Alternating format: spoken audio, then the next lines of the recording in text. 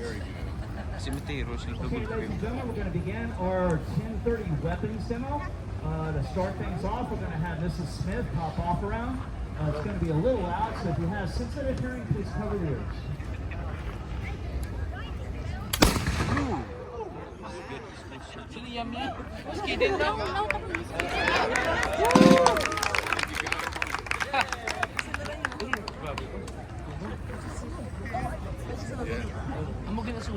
Okay, folks, so we are the living history staff here at the Alamo. We're going to cover and demonstrate for you the weapons that you would have seen used in this siege and battle. Now, they had several types of firearms that were used here. They had rifles, muskets, shotguns, and, of course, the artillery. But we're covering the small arms. I'm going to start with the hunting rifle that you see out here on the front here, which is what Miss Smith is holding. Okay, it's a civilian hunting rifle. Okay, so this would be a type of firearm that Colonel Crockett would have had with him. Men coming here from Kentucky, Tennessee, Georgia that are coming to help in this war, and men living out here, because it is a hunting firearm. And it is a rifled weapon, so it has rifling in the bore. And what is rifling? Well, rifling is a series of cut grooves, it was usually 7, that were cut in the bore of the barrel and they twist all the way down to the breech. And what that will do is when you shoot the lead ball, and it's all lead ball at this time, it's going to grab that rifling and impart a spin on the ball as it exits the barrel.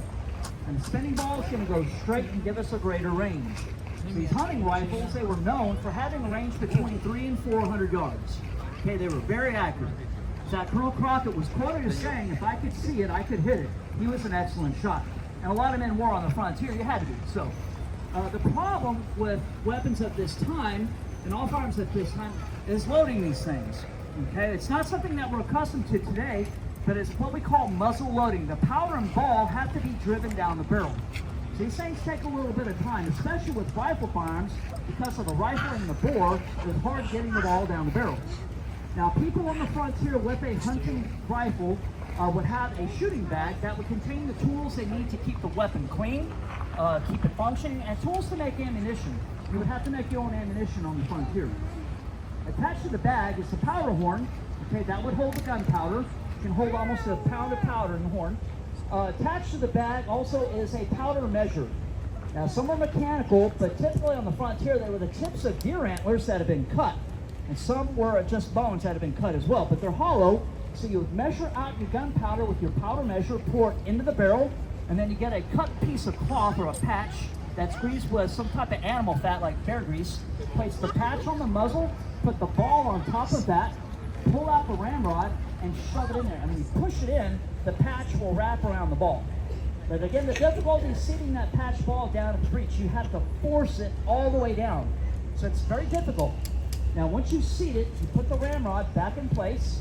You then open the priming pan, pour gunpowder out of the horn into the pan, shut it, and you're ready to go. And that's for one shot, okay? And that whole process can take up to a minute to load one shot with hunting rifles. And again, it's a hunting weapon. It was not made for warfare. So, okay, but when this war erupts in Texas, men are grabbing what they have, and they're showing up with their hunting firearms. And they use it with good effect against the Mexican army in this war. Now, the other weapon you would see used here is the primary firearm. That's the soldier's weapon. This is the musket. Okay? Now, if any man were to join the army during this time and he was placed in line infantry, this is what he will be issued. And these are what we call smooth bore. So there's no rifling in the barrel of these firearms. So the barrel of this weapon is basically a pipe. Now, if you shoot an unpatched ball out of a smooth bore weapon, the ball is going to rattle down the barrel. And whatever end it hits on the muzzle as it exits, it can go the opposite direction. So to prevent that from happening, soldiers would be issued paper cartridges. So this would have the ball and powder rolled up in a paper tube. So it's all there. And the paper is the wadding. This will help prevent the ball from rattling down the barrel, giving us more of a straight shot. Now, because it is not rifled, the ball is just flying out. It will begin to turn, much like a knuckleball does in baseball. Up, down, left, right. We don't know where it's going to go. So to make up for the inaccuracy of this weapon is why armies would have their infantry in a line, standing elbow to elbow, and we all fire together at once. Okay, doing that, we're going to hit more of the enemy on the field. The enemy's doing it to us, same thing. So the battlefield at this time is about speed of loading. And that is why we use the musket over the rifle. Now the rifle, because of that loading down the muzzle and the rifling, it can take a minute to load one shot, like I mentioned earlier. The soldier with the musket, he should be able to load this under 20 seconds. So he should be getting 3, possibly 4 shots a minute compared to 1 with rifled firearms. And the battlefield is speed of loading. If we can fire more lead at the enemy, we're going to drive them off and take the field. That was more important than accuracy. Now, the morning of this battle, we know that every man within these walls would have had his own personal weapon he had brought with him, but possibly up to 4 muskets loaded next to him that morning. They're just grabbing and firing as quick as they could.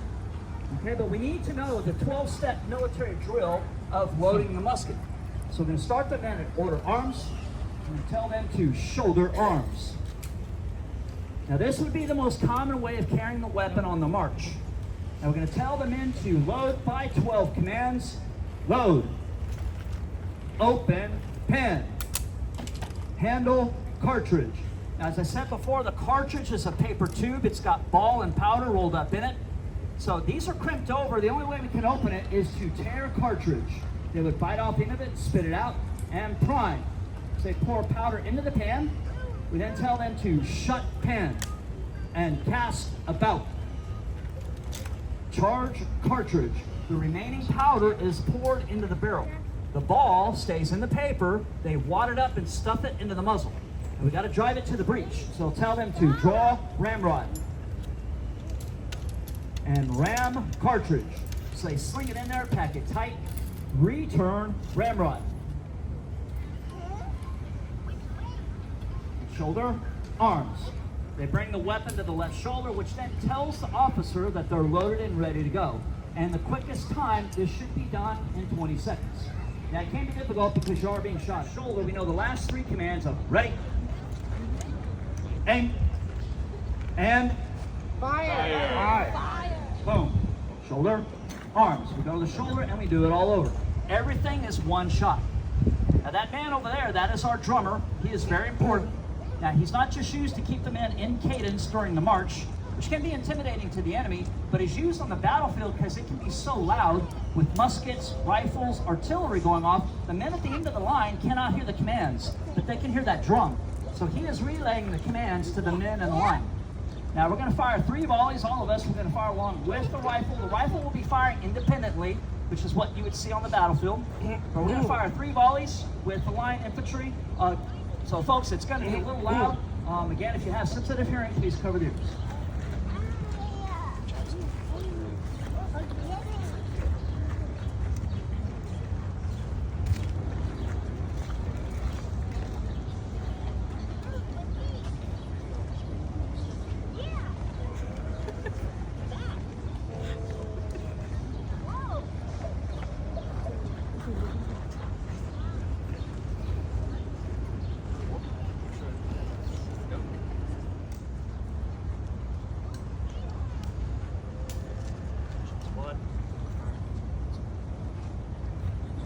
Squad, load in 12 commands. Load. Open pen. Handle cartridge. Tear cartridge. Prime. Shut pan. Cast about. Charge cartridge. Draw ramrod. Ram cartridge. Return ramrod. Shoulder, arms. Fire. Ready. Aim. Fire.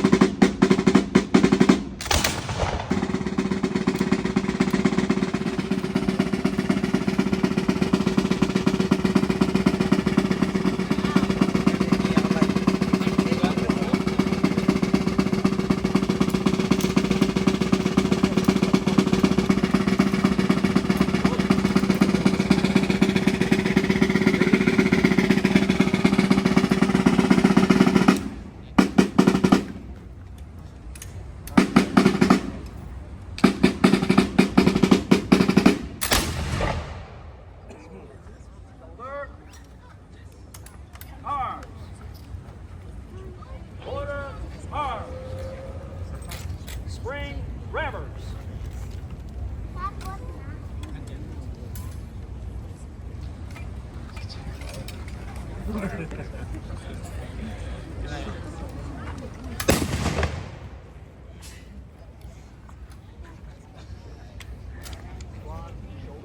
arms. Cover, arms. Ease, springs. Right, face. Lodge, arms. One. Dismissed. Waza!